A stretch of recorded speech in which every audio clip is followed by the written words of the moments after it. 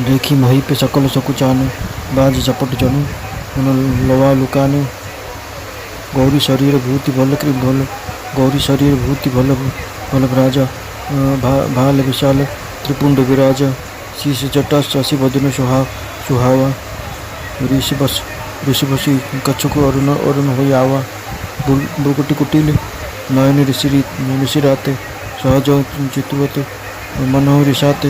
वृषभ कंद उरु बाहु विशाला, चारु जनेऊ माल मृगछाला।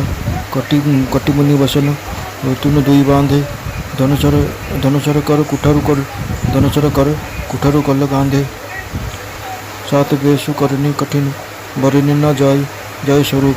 धरि मून तन वीर रसु, आयु जह सब भूप। देखत भृगुपति वेशु कराला, उठे सकल भय विकल भुआला। पीतु समेत कही निज नाम, लगे चरण सब दंड प्रणाम। लगे करण सब दंड प्रणाम। जय शुभाय चितु भई हितु जानी, सो जानई जनु आई खुटानी। जनक बहोरी आई सुर नावा, सिय बोलाई प्रणाम करावा। आशीष दीनी सखा हर्षानी, निज समाज ले गई सयानी। विश्वामित्र मिले पुनि आई, पद सरोज मेले दो भाई। राम लखन दशरथ के ढोटा, दीनी आशीष देखि भल जोटा। राम ही चितई रय थकी लोचन, रूप अपार मार मदमोचन। बहुरी बिलो की विदेह सन, कहो कह अति भीर। पूछत जानी अजन जमी, व्याप्यो कोप शरीर। समाचार कहे जनक सुनाए, जही कारण वहीं पे सब आए। सुनत वचन फिरी अनत निहारे। देखे चा प्रखंड मही डारे। अति ऋषि बोले वचन कठोर, कहु जड़ जनक धनुष के तोरा। बेगी देखाओ मुड़ न तो आजू, उलटो मही जह तही लही तह राजू। अति डरु उतरु दे तो नुपुनाही। कुटिल भूप हर से मनमाही, सुरमुनि नाग नगर नर नारी। सोचा सकल त्रास उरु भारी। मन पचिताति सिय महतारी। विधि अब सवारी बीत बात बिगारी। भृगुपति कर सुभाव सुनिशीता, अगध निमेष कलप सम बीता। सभाय बिलो के लोग सब, जाने जानकी भीरु। हृदय न हर्ष विचद कुछ, बोले श्री रघुबीरु। नाथ संबोधनु मंजनिहार, वही केहू एक दासु तुम्हारा। आयुष कहा कहिए कि न मोहि, सुनी रिसाई बोले मुनि कोही। सेवको सोजो करे सेवकाई, अरि करनी करी करिया लड़ाई। सुनो राम जही शिवधनु तोरा, सहस भाव सम सोरी पुमोरा। सो बिलोगाव बिहाई समाज, न तो मारे जय सब राजा। सुनि मनि वचन लखन मुस्काने, बोले परशु धरई अपमाने। बहुधनु ही डोरी लरिकाई। कबो न असी ऋषि कीन्ही गोसाई। एहि धन पर ममता कही हेतु, सुनी रिसाई कह भृगुकुल केतु। रेणुपु बालक काल बस, बोलत तो ही न संभार। धनु सम त्रिपुरारी धनु, उदित सकल संसार। लखन कहाँ हसी हमरे जाना, सुनो देव सब धनुष समान। का कछि लाभ जुन धनु तोरे, देखा राम नयन के भोरे। छुअत टूट रघुपति न दोषु। मुनि बिनु काज करिए कतु रोषु। बोले चितई परसु की ओरा, रे सट सुनहि सुभाव न मोरा। बालक बोले बधु नहीं तोई, केवल मुनि जड़ जानहि मोहि। बाल ब्रह्मचर्य अति कोही, विश्व विदित क्षत्रिय कुल द्रोही। भुज बल भूमि भूप बिनु कीन्ही, विपुल बार मही देव मयि देवोह कीनी मैं देवदीनी सहस्र बाहु भुज छेदनिहारी परशु बिलोकु महिप कुमारी मातृपितु ही जनी सोच बसु करसी महिष किशोर गर्भ न के अर्भक दलन परशु मोर अति घोर बियसी लखुन बोले मृदवानी मुनिषु महाभटमानी पुनि पुनि मोहि देखाऊ कुठारू चहत बड़ावन फुकी बहारू यह कुह बड़बतिया के वो नाही जे तर जनी तही देखी मर जाही देखी कुठारू सरासन बाना मैं कछु कहा सहित अभिमाना भृगुसुत समझ जने बिलो की जो कुछ कहो साहो ऋषि रोकी सुर महेशुर हरिजन और गाई हमरे कुल पर न सुराई बंधे पापु अपकृति हारे मारत हूँ पाप परिय तुम्हारे कोटि कुलिस सम बचन तुम्हारा व्यर्थ धरो धन बान कुठारा जो बिलकी अनुचित कहेऊ क्षमो महामुनि धीर सुनी सरस भृगुवंश मणि बोले गिरा गभीर कौशिक सुनो मंदो हो बालकु कुटिल काल बस निज कुल घालकु भानुवंश राकेश कलंकु निपटी निरंकुश अबधु असंकु काल कवल हो ही चन माही कहु पुकारी खोरी मोहि नाही तुम हट कहो जो चाहो बार कही प्रताप बलु रोष हमार लखन कहु सुनी सुजसु तुम्हारा तुम ही अछत को बर ने पार अपने मोह तुम अपनी करनी बार अनेक भांति बहुबरनी नई संतु सुत पुनि कछु कहो जनी ऋषि रोकी दुसौ दुख सहो वीर व्रति तुम धीर अछोभा गारी दे तो न पाऊ हो शोभा सुर समर करनि करही करिन ना भई आपु विद्यमान रन पाई रिपु कायर कथे प्रतापु तुम तो कालु हाको जन लावा बरबार मोहि लगी बोलावा सुनत लखन के वचन कठोरा परशु सुधारि धरे कर घोरा अब जनि दे दोष मोहि लागू कटुबादी बालक बद जोगु बाल बिल की बहुत में बाचा अब यह मर निहार भाषाचा कौशिक कहा क्षमिया अपराध बाल दोष गुण बनई न साधु खर कुठर में अकुरन कोहि आगे अपराध गुरुद्रोही आगे अपराधी गुरुद्रोही उतर दे तु छोड़ो बिनु मारे केवल कौशिक शील तुम्हारे न तो ही कटि कुठर कठोरे गुरु उरिन भौतो समथोरे गादिसूत का हृदय हसी मुनि हरिहरई सूज असमय अयमय खार न उखमय अजो न बुझ कहो लखन मुनि शील तुम्हारा को नहीं जान विदित संसार माता पिता ही उरिन भय नहीं के गुरु रिनु रहा सोच बड़ जी के सोचुन हमरे ही माथे काढ़ा दिन चली गए ब्याज बड़ बाढ़ा अब जानिए ब्याह हरिया बोली तुरंत देव में थैली खोली सुनि कटु वचन कुठार सुधार हाय हाय सब अभा पुकार भृगुबर परशु देखाऊ मोहि विप्र विचारी बरो नपदोही मिले न कबहू सुभट रन गाढ़े द्विज देवता घर के बाढ़े अनुचित कहे सब लोग पुकारे रघुपति साय नहीं लखन नेवारे लखन उतर आहुति सरिष भृगुबर कोप कुशानु लड़त देख जल सम वचन बोले रघुकुल भानु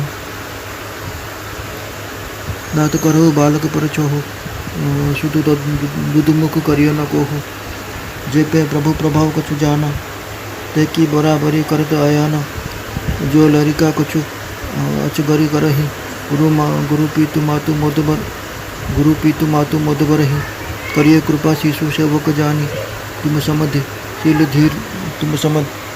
शील धीर मुनि ज्ञानी राम वचन सुनि कछुको जुड़ाने कई कछु लखन बहुरी मुस्काने हसत देखी नख सिख ऋषि व्यापी राम तोर भ्राता बड़ पापी और शरीर श्याम मन माही कालकोट मुख कई मुख नाही सहज टेढ़ अनुहरई न तोही नीचु माचु सम देख न मोही लखन कोय हसी सुनो मुनि क्रोध पाप कर मूल। जय जय बस जन अनुचित करही चरई विप्र विश्व प्रतिकूल। मैं तुम्हारा अनुचर मुनि राया परिहरि कोप करिय अबदाय।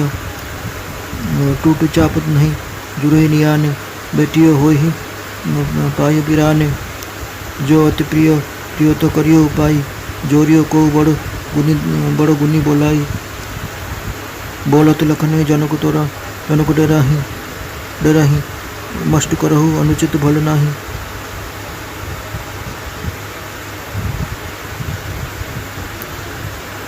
थर थर कापै पुर नर नारी छोट कुमार खोट बड़ भारी। भृगुपति सुनि मुनि निर्भय बानी ऋषित न करई होई बलहानि। बोले राम ही दई निहोरा बचो बिचारी बंधु लोग तोरा। मनु मलिन तनु सुंदर कैसे विषरस भरा कनक घटु जैसे। सुने लक्ष्मण बिहसी बहुरी नयन तरे रे राम। गुरु समीप गवन सकुचि परिहरि बानी बाम। अति विनत मृद शीतल बानी बोले राम जोरी जुग पानी। सुनो नाथ तुम सहज सुजाना बालक बचन करिय नहीं काना। बर रे बालक एक सुभाऊ यह ही न संत विदुषही काहू। तेहि नाही कछु काल बिगारा अपराधी में नाथ तुम्हारा।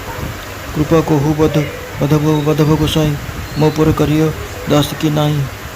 कहिए बेगी जय विधि ऋषि जाई मुनि नायक सोई करो उपाय।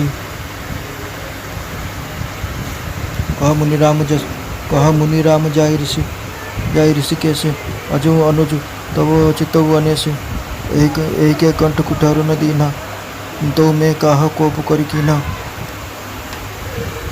गर्भ श्रभय अनुभव प्रवनी सुनि कुठार गति घोर। परशु अच्छो तो देखाओ जियत बेरे भूप किशोर। बहे न हाथो दहाय ऋषि छाती बा कुठारो कुंठित नुपघाती। भयो बाम विधि फिरो भाऊ मोर हृदय कृपा करी काऊ। कृपा बसी काऊ आज दया दुख दुसो सहावा। मुनि सौमित्री बिहसी चिरुनावा। भाव कृपा मूर्ति अनुकूला बोलत वचन झरत जन फूला। जो पे कृपा जरी मुनि गाता क्रोध भय तनु राख विधाता। देख जन को हटी बालक ये हो किन चरित जड़ जामपुर गे हो। बेगी करहु किन अखिन ओटा देखत छोट खोट नुपुढोटा। पियसे लखन कहा मन माही बुदे आखि कतहु को नाही। परशुराम तब राम प्रति बोले उर्वती क्रोधु। शंभु सरासुन तोरे सठ करसी हमार प्रबोध। बंधु कहे कटु सम्मत तोरे तू छल विनय करसी कर जोरे। करु परितोष मोर संग्रामी नहित छाड़ कहाऊ बुरामी। करु परितोष मोर संग्रामा नहित छाड़ कहाऊ बुरामा। चलो तजी करई समर शिवद्रोही बंधु सहित न तो मारो तो ही। भृगुपति बकही कुठार उठाए मन मसिकाए राम सिरुनाए। गुण लखन कर हम पर रोसु कतहु सुदाई हो ते बड़ दोषु। टेढ़ जानी सब बंदई काहू बक्र चंद्रमही रसय न राहु।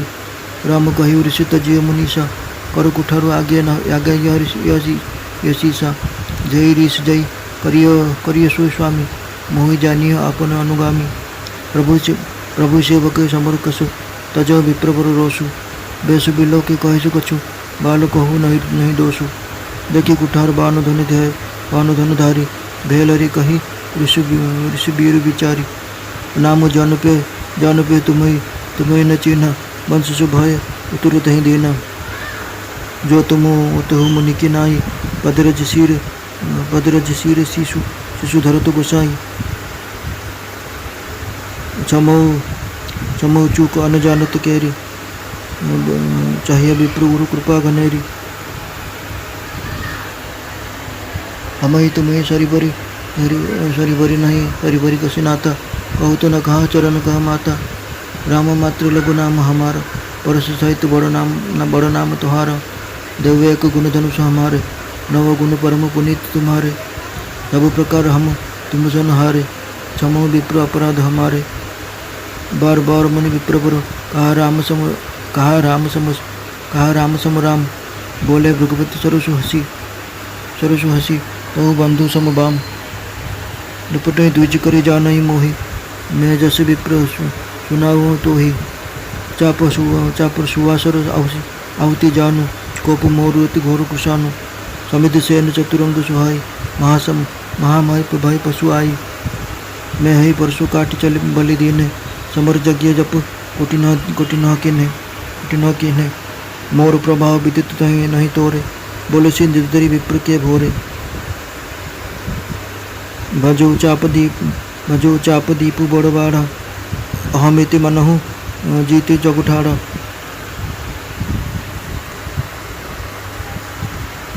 राम कहा मुनि कहो विचारी ऋषि अति बड़ी लघु चूक हमारी छुअत ही टूट पिनाक पुराना मैं कहीं हेतु करो अभिमान जे हम निदर ही विप्रपति सत्य सनो भृगुनाथ तो असु के जग सुबटु चही भाई बसु ना वही मात देव धनुज भूपति नट भूपति भट्ट नाना समबल अधिक हो बलवाना जोरन हम ही पचारे को लड़ई सुखेन कालुकिन हो क्षत्रिय तनुधरि समर सकाना कुल कलंक तही पावर आना कही स्वभाव न कुलही प्रशंसा काल डरही रन रघुवंश काल प्रशंसी काल डरे न रन रघुवंशी विप्रवंश के असी प्रभुताई अभय होई जो तुम्हें डराई सुनि मृदु गुण वचन रघुपति के घुरे पटेल परशु धुरमति के राम रमापति कर धनु लेहु खेचु मिटे मोर संदेहु देत चापु आप ही चले गयो परशुराम मन विस्मय भयो जाना राम प्रभाव तब पुलक प्रफुल्लित गीत जोरी पानी बोले वचन हृदय ने प्रेम अमित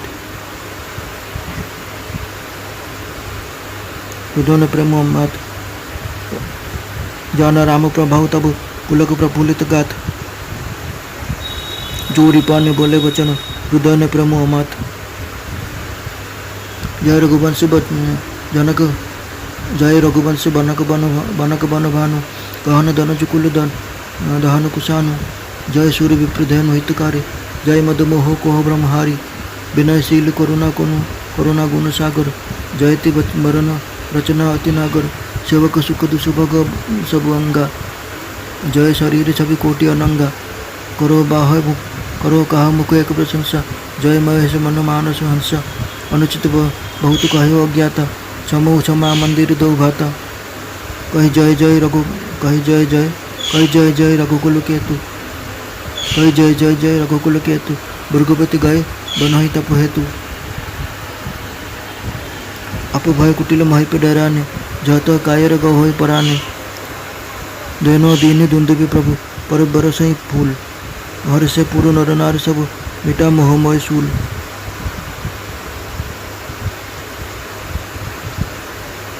घाघाई बाजन अति घाघाई बाजने बाजे सबई मनोहर मंगल साजे जुत मिले सुमुखी सुनाय नहीं करे गान कल कोकिल बयनी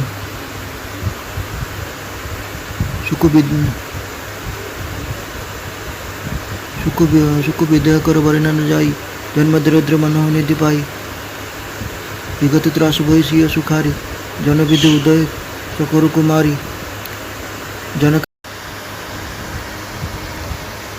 कोलाहल देखी जनकपुर नारी मैंने व्याकुल हो गले समस्ते मिसी खल राजा मान गाड़ी देवा लगे ठीक एति बेले शिवधनु भांगिबार शब्द शुणी भृगुकूल कमल सूर्य परशुराम आसी सेठे पहुँची गले राजा पक्षी चांप मारे गंडुरी चढ़ई जपरी भय लुचि जाए तांको देखु देखु सब राजा सेपरी भयभीत हो गले गौर शरीर उपर मनरे विभूति भूषित होता है और विशाल ललाटे त्रिपुंड शोभा पाए शिर जटा सुंदर मुखचंद्र क्रोध हेतु ईषत रक्तवर्ण हो आसता है भूलता कुटिल और नयन रोष हेतु लाल हो जाए से सहज स्वाभाविक ढंग से चाहूले से क्रोधर सूचना मिल जाए वृषस्कंद समान उन्नत सुष्ठ स्कंद विशाल बक्ष भुज सुंदर यज्ञ भवित रुद्राक्षमाला और मृगचर्म पिंधि था कटी मुनिशलभ बकल और दुईटी तुणी बंधा जाए हस्तरे धनुर्बाण और सुंदर स्कंधरे विराट फर्षा धारण करता शांत वेश किंतु कार्य बड़ कठोर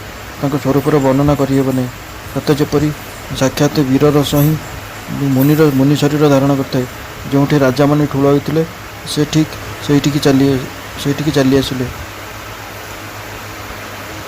परशुराम भीषण रूप देखि राजा मैंने भयर कातर हो ठिया गले और पिता नाम सहित निज निजर नाम कही अर्थात निजर परिचय दे समस्त दंडवत प्रणाम कले। परशुराम निहित इच्छा स्वाभाविक रीति जहाँ चाहिए सी भी भाविला मो आयुष पूरीगला। जनक आसी प्रणाम कले और सीता को आनी प्रणाम कराइले। परशुराम सीता को आशीर्वाद देले। सखी मैंने खुशी हेले और सेठारे बेसी समय रहा ठीक हे ना जानी ये चतुर सखी मैंने सीता को धरी अपना मंडली को चलीगले। तापर विश्वामित्र आसी साक्षात कले और राम लक्ष्मण दुई भाई को आनी चरण कमल प्रणाम कराइले। विश्वामित्र कहले ए राम लक्ष्मण होती राजा दशरथ पुत्र अति सुंदर दिशुवा से दुई भाई को परशुराम आशीर्वाद कले। कामदेव मन को मदन कर श्रीराम अपार रूप देखि नेत्र स्तंभित होगला। तापर सब आयोजन देखि जानी भी न जानी परी हुए जनक को पचारे एठार एत भिड़ कहीं होती कहू शरीर में क्रोधर छाया खेलीगला। राजा मान आगमन कारण कही राजा जनक सबू कथा कहले। जनक कथा शुणी परशुराम अन्य आड़े चाह दिखती तो देखिले शिवधनु दुई खंड हो तले पड़ी। अत्यंत क्रोधभर हो से कठोर शब्द कहले रे मूर्ख जनक ए धनु किए भांगिला कह ताकू मत शीघ्र देखाओ नहीं तो रे मूढ़ जे पर्यंत तोर राज्य विस्तृत होती से पर्यंत मु पृथ्वी को उल्टाई देवी। राजा अत्यंत डरीगले से किसी उत्तर दे पारे नहीं। यह देखि खल राजा मैंने खुशी हो गले। देवता मुनि नाग नगरवासी और नर नारी समस्ते चिंतार पड़गले। समस्त हृदय छानिया पशिगला। सीता मन मन पश्चाताप करते हाय हो जाए कम को विधाता भी बिगाड़देला। परशुराम को स्वभाव शुणी सीता को अर्ध निमेष भी कल्प परी लगिला। समस्त भावित होगले देखिए सीता मध्य डरीगले जानी हृदय कौन हर्ष व विषाद न रखी श्रीराम कहले हे नाथ आपणकर कई जन सेवक ही शिवधनु भांगी आपणकर कौन आज्ञा मत कहूना कहीं। यह शुणी क्रोधी परशुराम अधिक क्रोध हो कहले जे देवक जे सेवा कार्य करे से सेवक शत्रुर कर्म करने अर्थ तो युद्ध करवा। तेणु हे राम शुण जो लोक शिवधनु भांगी से हूँ मोर सहस्र बाहु अर्जुन समान शत्रु। से लोक जनसमावेश आसी अलग ठिया हो नचेत सब राजा मृत्यु सुनिश्चित। मुनि का वचन शुणी लक्ष्मण टिके मुरुकी हसीदे परशुराम को अपमान देला परी कहले हे गोसाई पिलादिने आम एपरी बहुत धनु भांगीचु किंतु किंतु आपण तो केबे भी क्रोध करना धनुटा आपणकर एत ममता कहीं। यह शुणी भृगुवंशर ध्वजरूपी परशुराम क्रोध हो कहले अरे राजपुत्र कालर वशवर्ती होते तू मोह संभाली कथा कहूना। जो शिवधनु समग्र संसार विख्यात ता कौन साधारण धनु सहित सामान। लक्ष्मण हसी हसी कहले हे देव शुणु आम जानवर सब धनु सामान। पुराणा धनुटा को भांगे लाभ क्षति हिसाब करुच्ची किए। श्रीराम तो भूल नुआ धनुटी बोली भाई किंतु यह तो स्पर्श करू भांगीगला। तेणु ए रघुनाथ भी कौन दोष ना। हे मुनि आपण अकारण क्रोध कर कहीं। परशुराम निज फारसा आड़ को चाहिए कहले रे दुष्ट तू कौन मो स्वभाव विषय शुणी ना मु ते पिलाटे जानी मारू ना। अरे मूर्ख तू कौन मत सामान्य मुनिटे बोली भाविछु जानी था मु हूँ बाल ब्रह्मचारी मु अत्यंत क्रोधी मो क्षत्रिय कूल क्षत्रिय रूप विश्वविख्यात। निज भुज बल पृथ्वी को क्षत्रिय शून्य कर बहुत थर मुझे पृथ्वी को ब्राह्मण मान समर्पी देचे। हे राजकुमार सहस्र बाहु भुज गुड़ाक काटी मोर ही फारसा को देखुचु तो रे राजपुत्र तू तो बापा माँ को भी चिंतार पकाना मो फारसा बड़ भयानक। ए फारसा माँ पेटर छुआ को भी शेष कर दी पारे। लक्ष्मण हसीदे कोमल कंठे कहले ओहो ए मुनीश्वर तो निजक विराट योद्धा भावुंट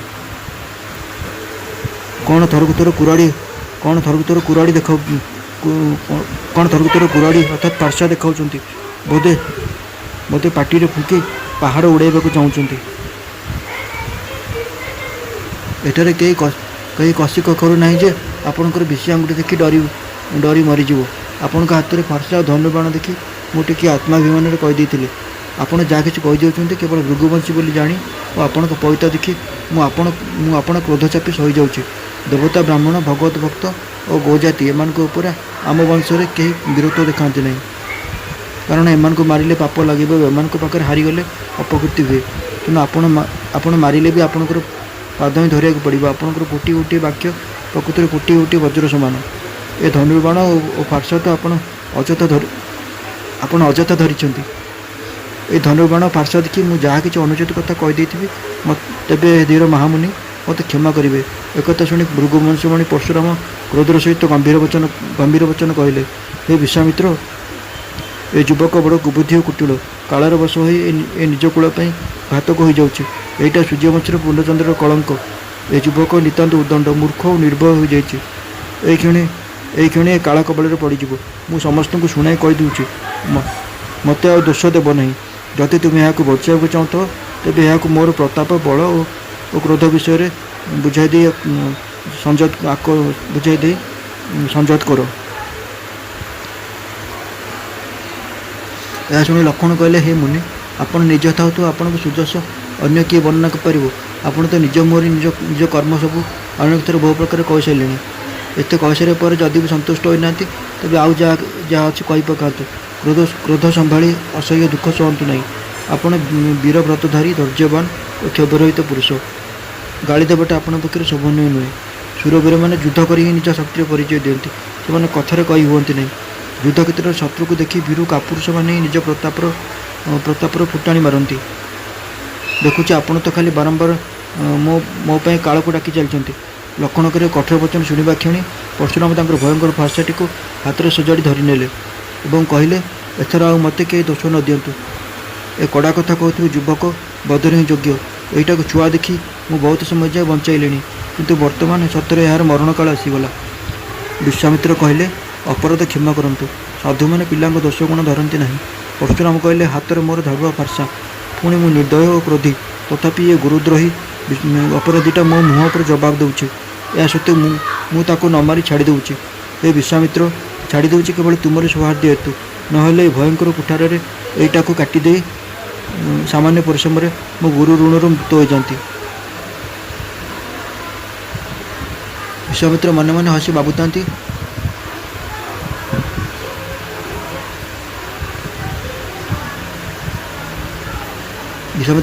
ହସି ଭାବୁଥାନ୍ତି, ମୁନିକୁ ଚାରିଆଡ଼େ ଖାଲି ସବୁଜ ଦେଖାଯାଉଛି। ଅର୍ଥ ସବୁଠାରେ ବିଜୟ ଲାଭ କରିଥିବାରୁ ଶ୍ରୀରାମ ଲକ୍ଷ୍ମଣଙ୍କୁ ମଧ୍ୟ ସାଧାରଣ କ୍ଷତ୍ରିୟ ବୋଲି ଭାବୁଛନ୍ତି। କିନ୍ତୁ ଏ ଦୁହେଁ ହେଉଛନ୍ତି ଲୁହାର ଖଣ୍ଡ, ଆଖୁରସରୁ ତିଆରି ଖଣ୍ଡ ନୁହଁନ୍ତି ଯେ ପାଟିରେ ପକାଇଦେଲେ ମିଳେଇଯିବେ। ଦୁଃଖର ବିଷୟ ଯେ ମୁନି ଏପର୍ଯ୍ୟନ୍ତ ଅବୁଝା ହୋଇ ରହିଛନ୍ତି। ସେ ଏମାନଙ୍କର ପ୍ରଭାବ ବୁଝିପାରିନାହାନ୍ତି। ଲକ୍ଷ୍ମଣ କହିଲେ, ହେ ମୁନି, ଆପଣଙ୍କ ଗୁଣ କିଏ ବା ନ ଜାଣେ? ଆପଣଙ୍କ ଚରିତ୍ର ତ ସାରା ସଂସାରରେ ପ୍ରସିଦ୍ଧ। ଆପଣ ତ ପିତାମାତାଙ୍କ ଋଣରୁ ପୁରା ମୁକ୍ତ ହୋଇଯାଇଛନ୍ତି। ବାକି ରହିଛି ଗୁରୁ ଋଣ। ସେଥିପାଇଁ ଆପଣଙ୍କ ମନରେ ଭାରି ଚିନ୍ତା। ତାହା ଶୁଝିବାର ଦାୟିତ୍ୱ ସତ ଯେପରି ଆମରି ମୁଣ୍ଡ ଉପରେ ଥିଲା। ବହୁତ ଦିନ ହୋଇଗଲାଣି, ଫଳରେ ସୁଧ ମଧ୍ୟ ବହୁତ ବଢ଼ିଯାଇଥିବ। ବର୍ତ୍ତମାନ କୌଣସି ହିସାବ କରିବା ଲୋକକୁ ଡାକି ଆଣନ୍ତୁ, ମୁଁ ତୁରନ୍ତ ଥଳି ଖୋଲି ଋଣ ଶୁଝିଦେବି। ଲକ୍ଷ୍ମଣଙ୍କ କଟୁବଚନ ଶୁଣି ପରଶୁରାମ ଫାର୍ସା ଉଠାଇଲେ। ସଭାସଦମାନେ ହାହାକାର କରିବାକୁ ଲାଗିଲେ। ଲକ୍ଷ୍ମଣ କହିଲେ, ହେ ଭୃଗୁଶ୍ରେଷ୍ଠ, ଆପଣ ମୋତେ ଫାର୍ସା ଦେଖାଉଛନ୍ତି? ହେ କ୍ଷତ୍ରିୟ ଦ୍ରୋହୀ, ବ୍ରାହ୍ମଣ ବିଚାର କରି ମୁଁ ଆପଣଙ୍କୁ ନ ମାରି ବଞ୍ଚାଇ ରଖିଛି। ଯୁଦ୍ଧରେ ଆପଣ କେବେ କୌଣସି ରଣଧୀର ବଳବାନ ବୀରଙ୍କ ସମ୍ମୁଖୀନ ହୋଇନାହାନ୍ତି। ହେ ବ୍ରାହ୍ମଣ ଦେବତା, ଆପଣଙ୍କ ନିଜ ଘରେ ହିଁ ଆପଣ ବଡ଼।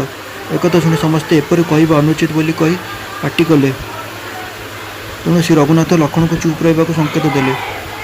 ଲକ୍ଷ୍ମଣଙ୍କ ଉତ୍ତର ପରଶୁରାମଙ୍କ କ୍ରୋଧାଗ୍ନି ଉପରେ ଆହୁତି ଦେଲା ପରି ହୋଇଗଲା। କ୍ରୋଧାଗ୍ନି ବଢ଼ୁଥିବାର ଦେଖି ରଘୁକୁଳ ସୂର୍ଯ୍ୟ ଶ୍ରୀରାମ ସେ ଅଗ୍ନି ଉପରେ ଶାନ୍ତି ଉଦକ ପକାଇବା ପରି କୋମଳ ଭାବରେ କହିଲେ, ହେ ନାଥ, ଛୁଆଟା ଉପରେ କୃପା କରନ୍ତୁ। ଜାଣନ୍ତୁ ସେ ଗୋଟାଏ ଦୁଗ୍ଧପୋଷ୍ୟ ସରଳ ଶିଶୁ। ତା ପ୍ରତି କ୍ରୋଧ ପ୍ରକାଶ କରନ୍ତୁ ନାହିଁ। ସେ ଯଦି ଆପଣଙ୍କ ପ୍ରଭାବ ଟିକେ ବି ଜାଣିଥାନ୍ତା, ତେବେ କ'ଣ ସେ ନିର୍ବୁଦ୍ଧ ଆପଣଙ୍କ ସହିତ ପ୍ରତିଦ୍ୱନ୍ଦିତା କରନ୍ତା? ଯଦି ପିଲାମାନେ କିଛି ଚଗଲାମି କରନ୍ତି, ତେବେ ଗୁରୁ ଓ ପିତାମାତାଙ୍କ ମନରେ ଆନନ୍ଦ ଭରିଯାଏ। ତେଣୁ ତାକୁ ଛୋଟ ଛୁଆଟିଏ ମନେକରି ଆପଣଙ୍କ ସେବାକୁ ଜାଣି କୃପା କରନ୍ତୁ। ଆପଣ ତ ସମଦର୍ଶୀ, ସୁଶୀଳ, ଧୀର ଓ ଜ୍ଞାନୀ ମୁନି। ଶ୍ରୀରାମଙ୍କ ବଚନ ଶୁଣି ପରଶୁରାମ ଟିକେ ଥଣ୍ଡା ପଡ଼ିଲେ। ଏତିକିବେଳେ ଲକ୍ଷ୍ମଣ କିଛି କହି ପୁଣି ଥରେ ମୁରୁକି ହସିଦେଲେ। ତାଙ୍କ ହସ ଦେଖି ପରଶୁରାମ ତାଳୁରୁ ତଳିପା ଯାଏଁ କ୍ରୋଧାନଳ ହୋଇଗଲେ। ସେ କହିଲେ, ହେ ରାମ, ତୁମ ଭାଇଟା ନିତାନ୍ତ ପାପୀଟାଏ। ଏହାର ଦେହଟା ସିନା ଗୋରା, ହେଲେ ହୃଦୟଟା କଳା। ଏଇଟା ଗୋଟିଏ ବିଷମୁଖ। ଏ ଦୁଧଖିଆ ଶିଶୁ ନୁହେଁ। ଏଇଟା ସ୍ୱଭାବତଃ କୁଟିଳ। ଏ ତୁମ ପରି ଆଚରଣ କରୁନାହିଁ, ତୁମ ପରି ସୁଶୀଳ ନୁହେଁ।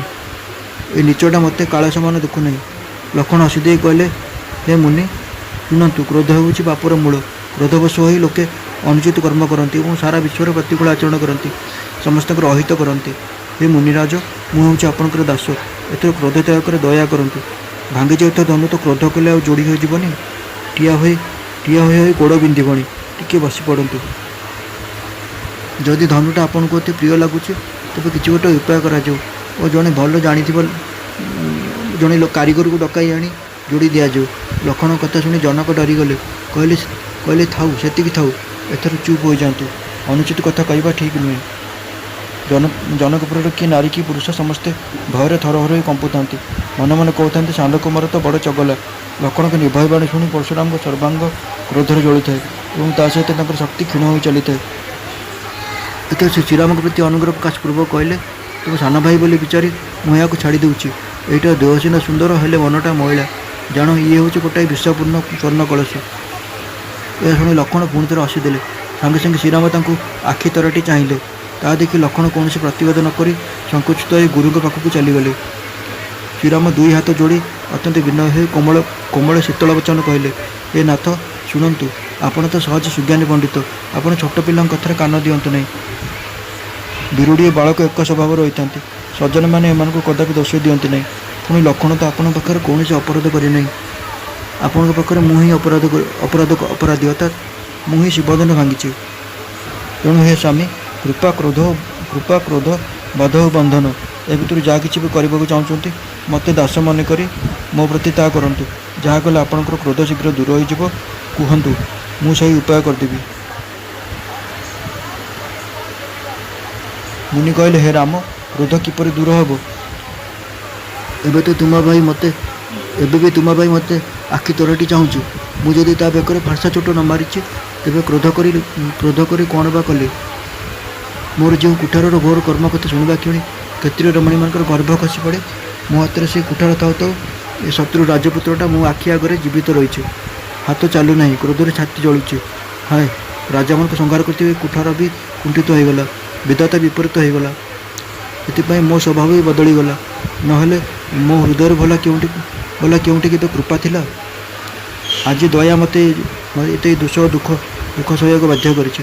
ଏହା ଶୁଣି ଲକ୍ଷ୍ମଣ ମୁରୁକି ହସି ମୁଣ୍ଡ ନୁଆଇଁ ଦେଇ କହିଲେ, ଆପଣଙ୍କ କୃପାରୂପୀ ବାୟୁ ଆପଣଙ୍କ ମୂର୍ତ୍ତିର ଅନୁକୂଳ। କଥା କହୁଛନ୍ତି ସତେ ଯେପରି ଗଛରୁ ଫୁଲ ଝଡ଼ି ପଡ଼ୁଛି। ହେ ମୁନି, ଯଦି କୃପା କଲେ ଶରୀର ଜଳିଯାଉଛି, ତେବେ କ୍ରୋଧ କଲେ ତ ଶରୀରକୁ ବିଧାତା ହିଁ ରକ୍ଷା କରିବେ। ପରଶୁରାମ କହିଲେ, ହେ ଜନକ, ଦେଖ, ଏ ମୂର୍ଖ ବାଳକ ଜିଦ୍ଦି କରି ଯମପୁରୀରେ ଘର କରିବାକୁ ଚାହୁଁଛି। ଏଇଟାକୁ ଶୀଘ୍ର ମୋ ଆଖି ଆଗରୁ ନେଇଯାଉନା କାହିଁକି? ଏ ଯୁବକ ଦେଖିବାକୁ ଛୋଟ ହେଲେ ମଧ୍ୟ ଏ ନିତାନ୍ତ ଦୁଷ୍ଟ। ଲକ୍ଷ୍ମଣ ହସିଦେଇ ମନେ ମନେ କହିଲେ, ଆଖି ବୁଜିଦେଲେ ଆଉ କେହି ରହିବେ ନାହିଁ। ଏଥର ପରଶୁରାମ ମନେ ମନେ ଅତ୍ୟନ୍ତ କ୍ରୋଧ ହୋଇ ଶ୍ରୀରାମଙ୍କୁ କହିଲେ, ଆରେ ଶଠ, ତୁ ଶିବଙ୍କ ଧନୁ ଭାଙ୍ଗି ମୋତେ ପୁଣି ପାଠ ଶିଖାଉଛୁ? ତେଣେ ତୋ ଭାଇ ତୋରି ସହମତିରେ କଟୁବଚନ କହୁଛି। ଆଉ ତୁ ଛଳନା କରି ହାତ ଯୋଡ଼ି ବିନୟ କରୁଛୁ। ପାରିବୁ ଯଦି ଯୁଦ୍ଧ କରି ମୋତେ ସନ୍ତୁଷ୍ଟ କର, ନଚେତ ରାମ କହିବା ଛାଡ଼ିଦେ। ଆରେ ଶିବଦ୍ରୋହୀ, ଛଳ ତ୍ୟାଗ କରି ମୋ ସହିତ ଯୁଦ୍ଧ କର, ନହେଲେ ତୋ ଭାଇ ସହିତ ତୋତେ ବି ମାରିଦେବି। କୁଠାର ଉଠାଇ ପରଶୁରାମ ଏଣେ ଏପରି ଆସ୍ଫାଳନ କରି ଚାଲିଥାନ୍ତି। ଦିନେ ଶ୍ରୀରାମ ମୁଣ୍ଡ ନୁଆଇଁ ମନେ ମନେ ହସୁଥାନ୍ତି। ଶ୍ରୀରାମ ମନେ ମନେ ଭାବୁଥାନ୍ତି, ଦୋଷ କଲେ ଲକ୍ଷ୍ମଣ, ଅଥଚ ଏ କ୍ରୋଧ ଦେଖାଉଛନ୍ତି ମୋ ଉପରେ। କେବେ କେବେ ସରଳତା ମଧ୍ୟ ବଡ଼ ଦୋଷ ହୋଇଯାଏ। ଟେଢ଼ା ଲୋକକୁ ସମସ୍ତେ ପୂଜା କରନ୍ତି। କୁଟିଳ ଚନ୍ଦ୍ରକୁ ରହ ବି ଗ୍ରାସ କରେ ନାହିଁ। ତାପରେ ଶ୍ରୀରାମ ସ୍ପଷ୍ଟ ରୂପେ କହିଲେ, ହେ ମୁନୀଶ୍ୱର, ଆପଣ କ୍ରୋଧ ସମ୍ବରଣ କରନ୍ତୁ। ଆପଣଙ୍କ ହାତରେ ଫାର୍ସା ରହିଛି ଏବଂ ଆପଣଙ୍କ ଆଗରେ ମୋ ମୁଣ୍ଡ ମଧ୍ୟ ରହିଛି। ହେ ସ୍ୱାମୀ, ଯାହା କଲେ ଆପଣଙ୍କ କ୍ରୋଧ ଶାନ୍ତ ହେବ, ତାହା ହିଁ କରନ୍ତୁ। ମୋତେ ଆପଣଙ୍କ ସେବକ ଦାସ ବୋଲି ଜାଣନ୍ତୁ। ସ୍ୱାମୀ ଓ ସେବକ ଭିତରେ ଯୁଦ୍ଧର କି ଆବଶ୍ୟକତା? ହେ ବ୍ରାହ୍ମଣ ଶ୍ରେଷ୍ଠ, କ୍ରୋଧ ତ୍ୟାଗ କରନ୍ତୁ। ଆପଣଙ୍କର ବୀରବେଶ ଦେଖି ଏ ବାଳକ କିଛି କହିଦେଇଛି। ବାସ୍ତବରେ ତାହାର ବି କୌଣସି ଦୋଷ ନାହିଁ। ଆପଣ କୁଠାର ସ୍ୱର ଓ ଧନୁ ଧରିଥିବା ଦେଖି ପିଲାଟା ଆପଣଙ୍କୁ ବୀର ବୋଲି ଭାବିଦେଲା। ତେଣୁ ତା ମନରେ କ୍ରୋଧ ଆସିଗଲା। ସେ ଆପଣଙ୍କ ନାମ ଜାଣିଥିଲେ ସତ, କିନ୍ତୁ ଆପଣଙ୍କୁ ଚିହ୍ନି ନଥିଲା। ନିଜ ବଂଶର ସ୍ୱଭାବ ଅନୁସାରେ ସେ ଉତ୍ତର ଦେଲା, ହେ ଗୋସାଇଁ, ଆପଣ ଯଦି ମୁନି ଭଳି ଆସିଥାନ୍ତେ, ସେଇ ବାଳକ ତ ଆପଣଙ୍କ ଚରଣ ଧୂଳି ନେଇ ମୁଣ୍ଡରେ ଲଗାଇଥାନ୍ତା। ଅଜାଣତରେ ହୋଇଯାଇଥିବା ଭୁଲ କ୍ଷମା କରିଦିଅନ୍ତୁ। ବ୍ରାହ୍ମଣମାନଙ୍କ ହୃଦୟରେ ଦୟା ରହିବା ଆବଶ୍ୟକ।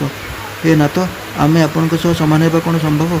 କହନ୍ତୁ ନା, କାହିଁ ଆପଣଙ୍କର ମସ୍ତକ ଆଉ କାହିଁ ଚରଣ, मोर केवल राम परी छोटिया नाटीए आउ कहीं आपणकर परशु सहित जोड़ा जाइथिबा बड़ नाम परशुराम।